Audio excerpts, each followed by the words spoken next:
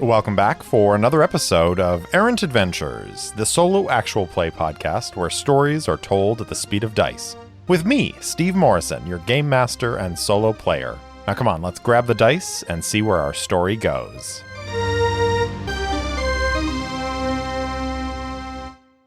Welcome back for another episode of Errant Adventures as we continue Book 1 of this new adventure.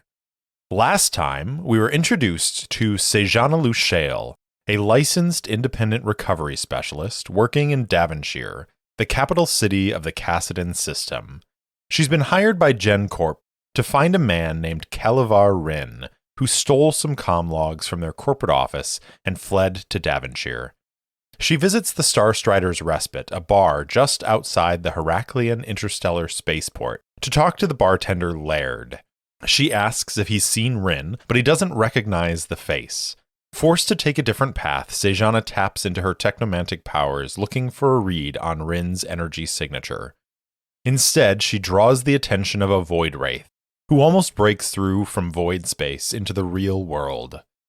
Next, she turns to hunting for potential information brokers, who might be willing to buy the stolen comm logs. She narrows the list down to one name, Rook.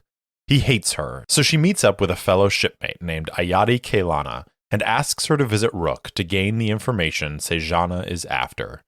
Ayati agrees, for 5,000 Rue and a dinner out, and visits Rook as Zira, someone interested in buying the stolen comm logs. She successfully convinces him that she is genuinely interested, and he tells her to come back the following day.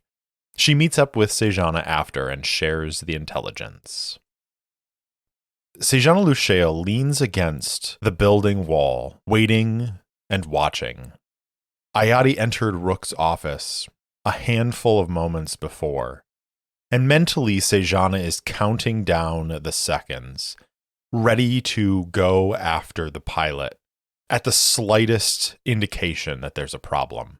Sejana wouldn't usually use one of her shipmates as a liaison for some of her work. But given the circumstances and her need for information on Caluvar Rin, she didn't see that she had any other choice. As the moments tick by and Sejana becomes more and more concerned that maybe Ayati couldn't handle this sort of work, that Rook had found her out and was holding her, that Ayati was in danger.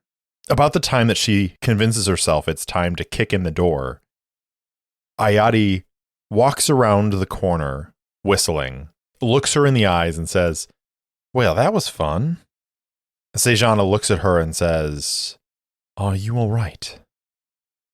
"Well, of course I'm all right. What's the matter? Didn't you think I was going to be able to handle it?" "No, of course. I had full confidence that you would be able to handle it. Did you get the information?" "Well, of course I got the information. Well, I got some information. Sounds like he doesn't have these comm logs you're looking for yet. But he told me to come back tomorrow with some Rue and that he'd have the information then. Either he's got the information and he just hasn't had a chance to vet it, or he hasn't met your boy yet." "Wonderful, Ayati. I really appreciate it. And you're certain he's not suspicious of you?" "Nah, he was eating out of my hand. Told me to come back tomorrow with 25,000 Rue and that I'd have those comm logs." "So, what's next?" "What's next is that you return to the ship and go about your life. And once I have completed my contract, I will fulfill our part of the deal and get you your Rue." "Well, I don't want to go back to the ship right now. I mean, I came all this way, and maybe there's something I can do to help you." "Really, Ayati, it's important that I continue on alone. The life of a liar is not safe."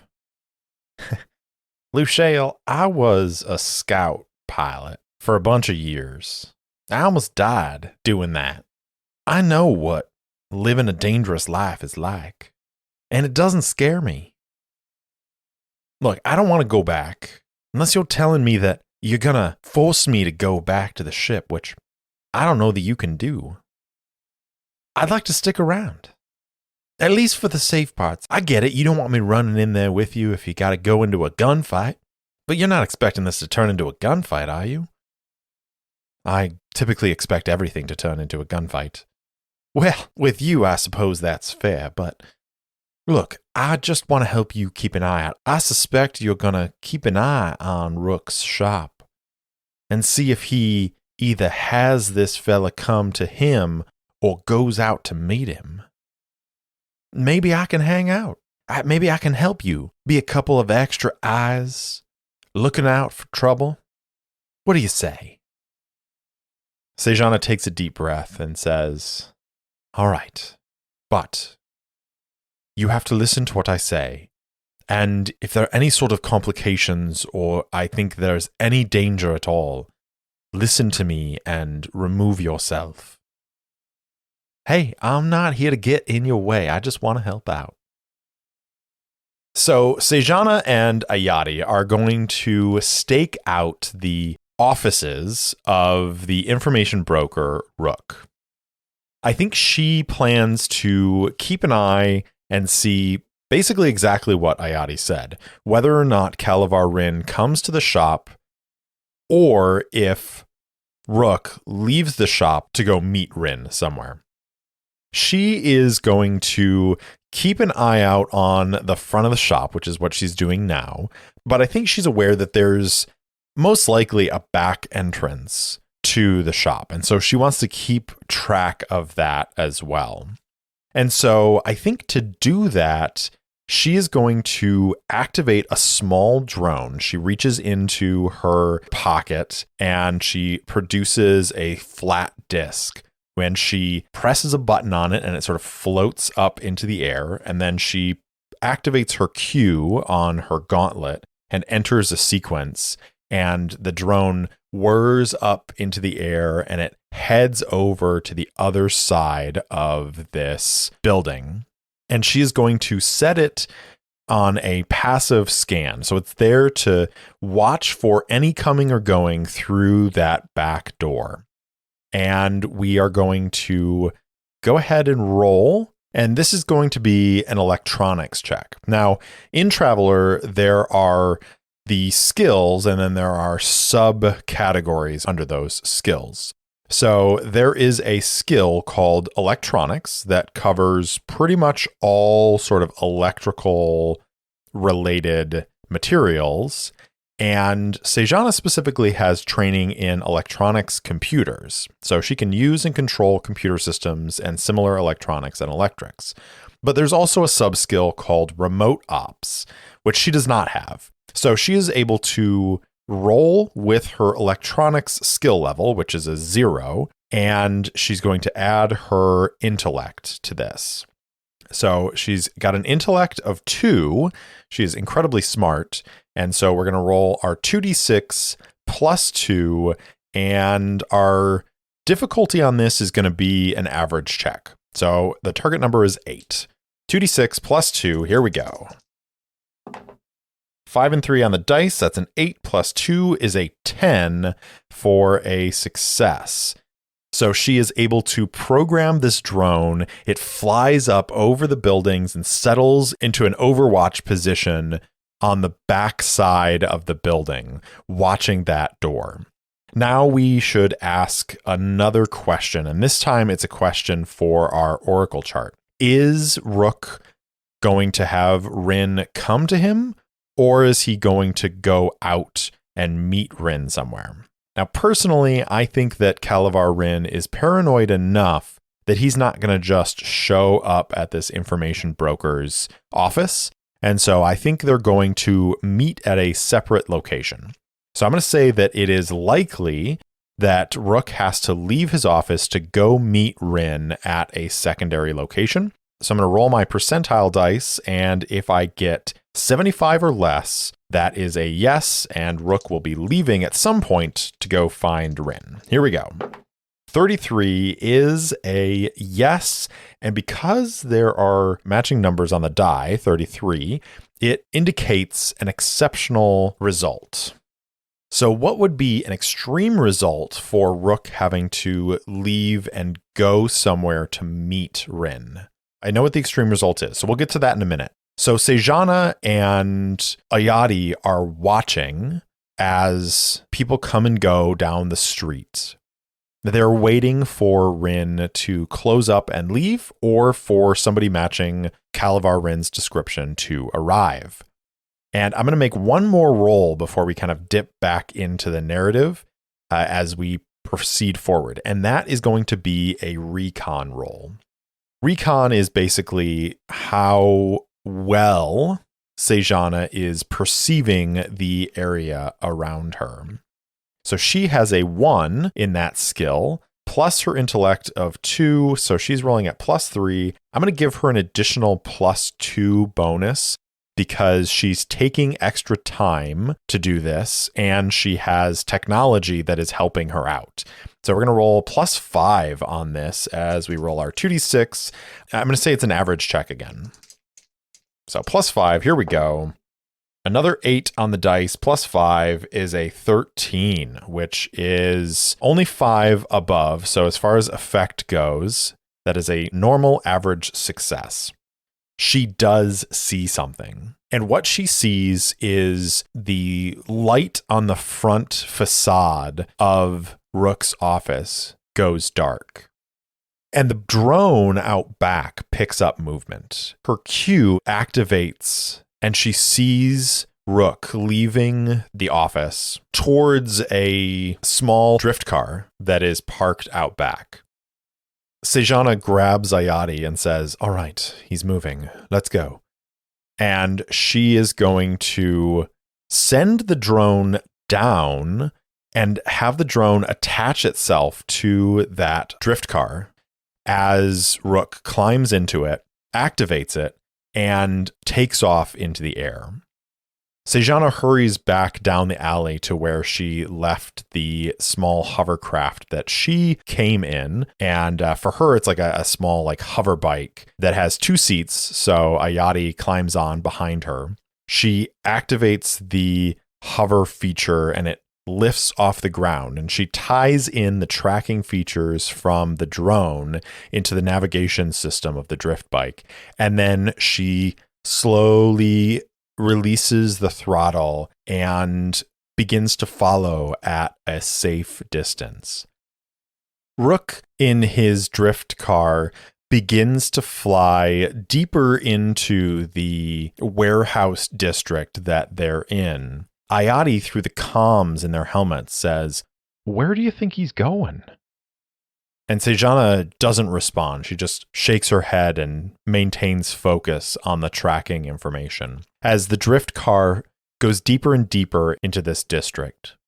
Finally, the drift car sets down on a large pad, and there are a whole bunch of other drift cars here. Sejana slows down and holds her drift bike back so that they're not approaching the same platform that Rook is on. And she keeps an eye out as Rook pops out of the drift car and heads towards a low-lying building, on top of which are several transport pods. Looking at this, she nods her head and says, "Of course, Rin's not actually in Devonshire yet. He's on Overlook." Ayati says, "That makes sense. Instead of coming into the planet, hit the station first, find out what you can, and then decide your course of action from there." Exactly. Rook must be going up to Overwatch to meet with Rin to get the information. We better hurry if we're going to beat him to it. Yes. So she is going to bring her drift bike down and land on a pad on the opposite side of the building. And then she will jump off. She's going to remove her helmet, and then she is going to pull a small cap out of the pocket of her jacket and pull it over her short-cut blonde hair and tuck the bill down so that it's a little bit over her eyes. She is going to start making her way towards that same low-sitting building, Ayati in tow. When they enter the building, there are a bustle of people. There are a couple of kiosks where lines have formed, and people step forward. They scan their credit chit across the kiosk and enter some information, and then a chime sounds on their personal queue as a ticket for transport to Overlook, the orbital space station that hovers above Devonshire. Sejana looks around this bustling room, and after a moment, she spots Rook. She sees where he is and is going to attempt to get in line behind him. And we're going to roll another roll here, which is going to be stealth this time. Sejana has a stealth of 1, and she has a dexterity of 1, so she gets +2 to this. And I'm going to say, instead of this being an average check, which the target number would be 8 or more, I'm going to say it's a routine check of 6 or more, because she has a disguise on, and because Rook is not looking specifically for her. So we're going to say that 6 plus, roll 2d6 plus 2, here we go. 11 on the dice, plus 2 is a 13, and that is an exceptional success. That's 6 or more over the target number. It succeeds in an impressive and elegant fashion. The dice have turned around for me for this first part of the session, at least. So I think because it's an exceptional success, what this means is that Sejana stays behind Rook by a few people, and she's able to kind of suss out where he's entering the information, because these transport pods go to different parts of Overlook. She's going to wait and see where he's headed, and then she enters in her own information. She pays for 2 tickets and is going to follow Rook into the transport pod that is going to take them all up to Overlook. And because she got an exceptional success, I'm going to say that there are enough people in this small transport pod that Rook has no idea that she and Ayati are there. They settled into their seats. They strap in. There is an announcement over the speakers of, lift off in 2 minutes. Transit to Overlook will take 45 minutes. So on and so forth.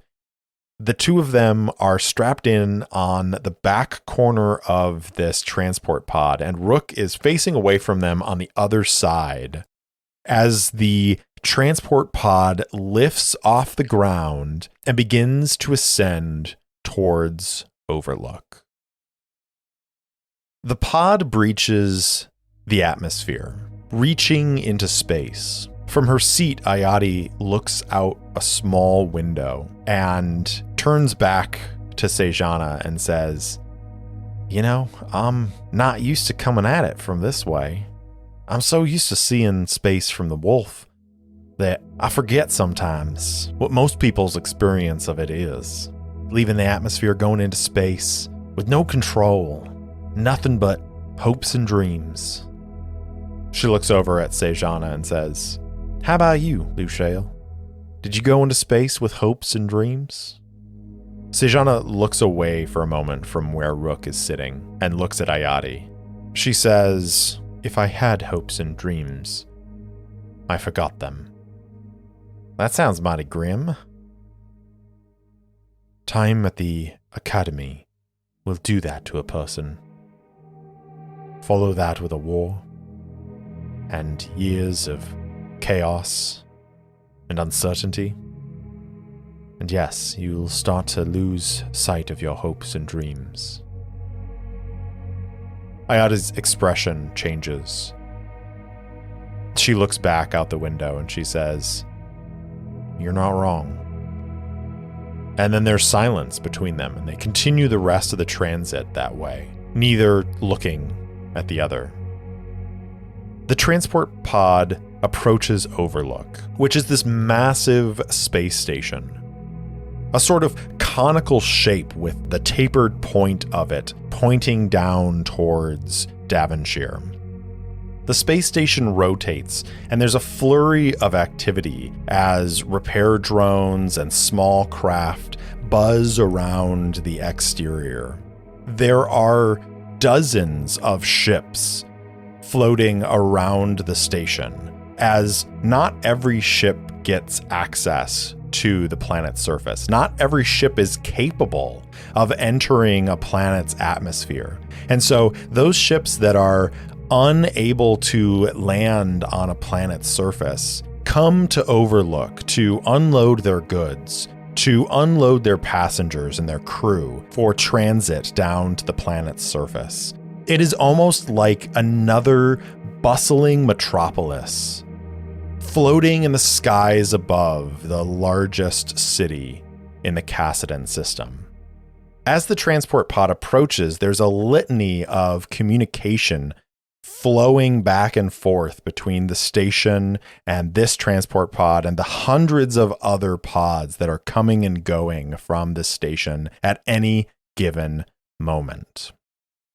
This particular pod heads towards mid-station and docks. As the people begin to filter out from the pod, Sejana and Ayati hold back until they're certain that Rook has emerged out of the pod. Following behind, they enter the long, cramped corridors of Overlook Station. Built in a ring, the station hallways circle the outer edges of the station with shops and habitation and all sorts of other locales, all built towards the center of the station. Rook makes his way through the bustle as people emerge from the pods that have docked in this area and heads towards a large opening with neon flashing letters above the archway that leads into this particular space. And those neon letters spell out the final jump. Ayati sees it and says, "Well, all right, maybe we can get ourselves a nice drink while we're here." Focus, Ayati. We're here to keep an eye on Rook, and if possible, intercept Rin before he meets with Rook. Doesn't mean we can't have some fun while we're at it, right? Just follow along. The two of them head towards the final jump, which is the most famous bar on Overlook. It's the home to the hottest ales, the strongest liquors, and the most ferocious competition in the brawling pit. It's mid-afternoon on the station, and so it's not as raucous as it is at night, but there are still plenty of people here. The music's loud, and there is dancing going on in various corners. The two of them enter the final jump and look around, and they see Rook head to a small table in a corner. There's nobody else there at the moment, and so Sejana finds herself a spot to keep an eye on the door and to keep an eye on the room. And now comes the challenging part, the waiting. Waiting for Rin to show up. Waiting for an opportunity to intercept him. And so we're going to do another recon check as Sejana and Ayati sit in the final jump and watch for Caluvar Rin. I think this is going to be a very difficult check, which is a target number of 12, because there are a lot of people coming and going, and while Sejana has an image to compare against, is she going to be able to recognize Rin and intercept him before Rook sees them? So I'm going to roll 2d6 plus our recon of 3 and hope for the best. Now, in Traveler, there is a thing called a task chain where you can have someone else roll, and then if they succeed, add a bonus to your roll. So Ayati is going to task chain with Sejana on this. Ayati doesn't have recon, but what she does have is carouse. And carouse is the skill of drinking and hanging out. And so I think she and Sejana have arranged for themselves to be in separate parts of the bar. And I think Sejana, before they enter the bar, turns to her and says, Ayati, we shouldn't both sit in the same place.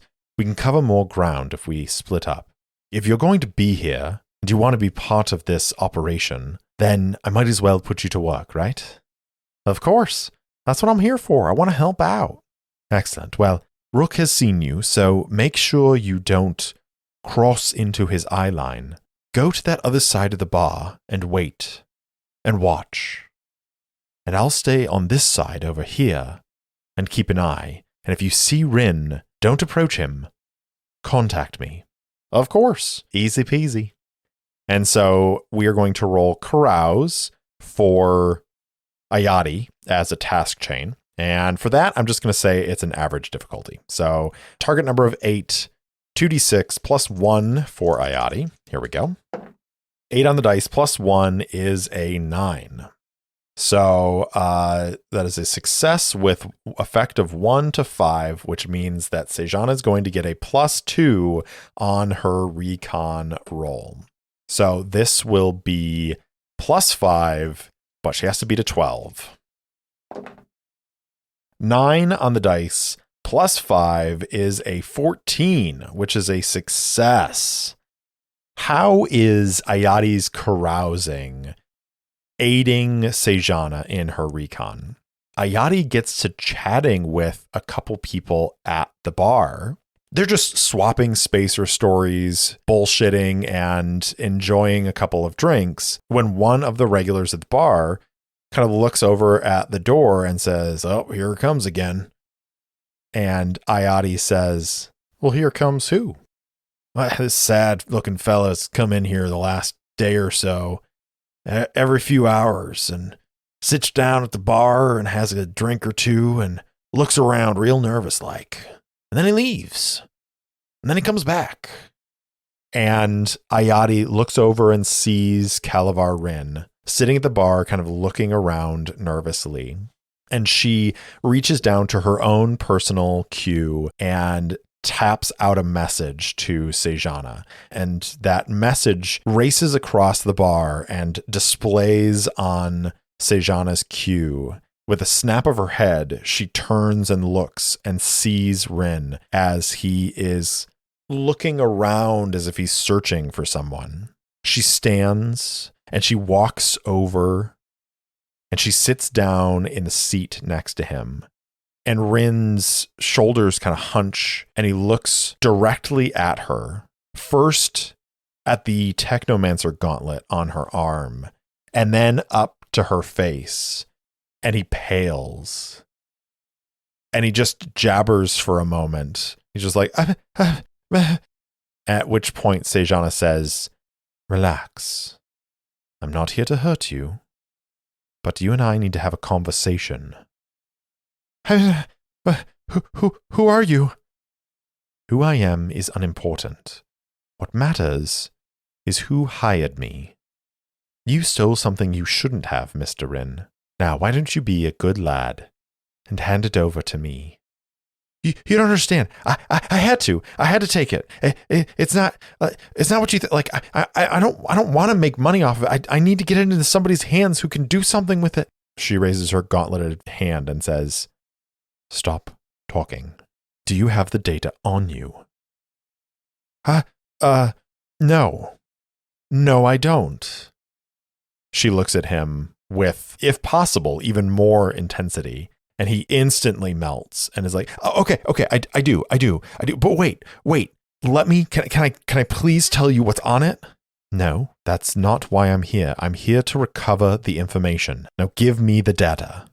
So she's going to make a persuade check. But the thing is that Sejana does not have persuade as a skill. So she's going to take a -3 to this because she is untrained.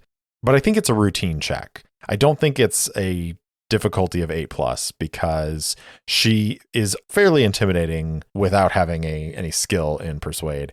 And Rin is not necessarily overly brave. We're going to roll 2d6 -3. We got to beat a 6. Oh no. That's 4 on the dice. -3 is a 1. Thankfully, with that 6 being the target number, it is not an exceptional failure, but it is still a failure. She says this about hand over the data, and there's maybe something in her voice. His back sort of stiffens a little bit, and he looks at her and he says, "Wait, do I know you?" She says, "What does that matter? Give me the data. That's what I'm here for, and that's it. But if you don't cooperate..." No, wait. I do know you. You were part of Falcon Squad. You were there on Centaura 4 when those Regula ambushed us. I remember you. You saved my life. Thanks for listening to Errant Adventures. If you enjoyed the show, please spread the word. And if you want to support the show directly, leave me a review or support me on Patreon at patreon.com/errantadventures. You can also buy me a coffee at ko-fi.com/errantadventures. If you want to interact with me, my handle on all the socials is @errantsolopod, or you can email me at errantsolopod@gmail.com. I also post short fiction and campaign-related materials on my website, errantadventurespod.com. Thanks again for listening, and I'll see you in the deep, liars.